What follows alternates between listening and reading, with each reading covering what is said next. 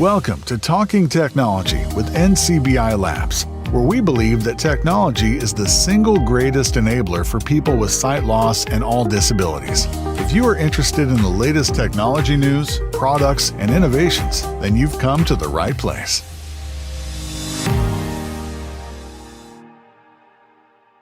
My next guest is Diana Penamora.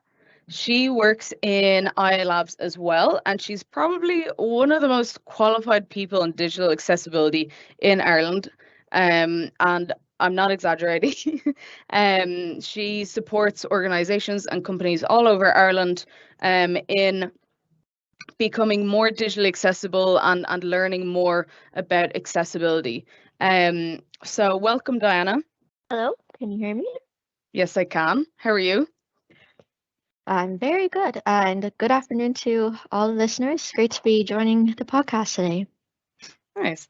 Would you like to give a little bit of an introduction to yourself as well, and your kind of role and what you do in IA Labs? Sure thing. So, my name is Diana Penamora, like Adela said, and then I would work over in NCBI's subsidiary company, IA Labs.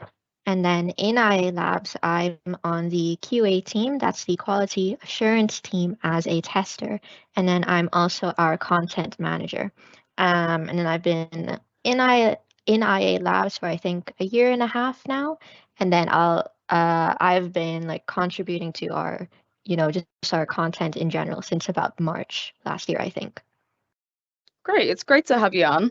And when it comes to your testing and QA, what is it exactly that you're testing usually?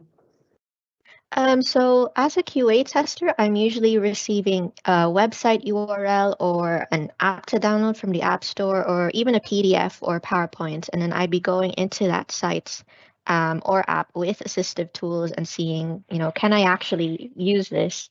If I turn on my computer's magnification tools, can I still see everything on this website?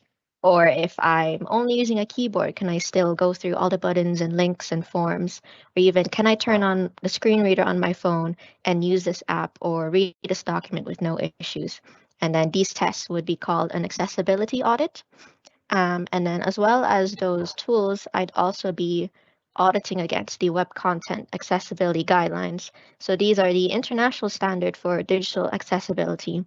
And then the 78 guidelines in the WCAG, they would be covering every disability.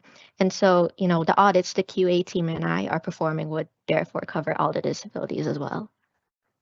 Great. And in terms of content, what kind of content do you upload for IA Labs?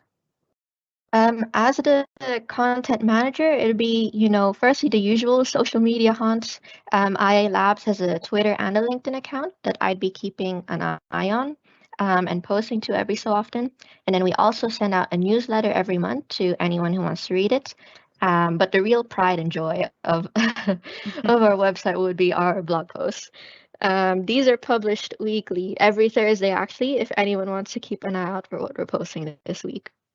What kind of topics do you cover in the blogs? What are people expecting to be reading about?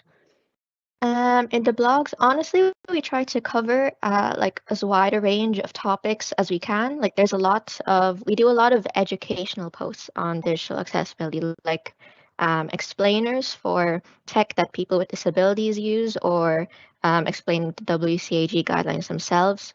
And then we also talk about general developments in the tech sector, usually related to accessibility, but not always. And then, of course, just about anything interesting going on at IA Labs, honestly. Thanks for listening to this NCBI Labs Talking Technology clip. For more just like this one, you can subscribe to our YouTube channel. There you can also find loads of full podcast episodes. They're also available on your podcast app of choice or in the NCBI Smart Hub.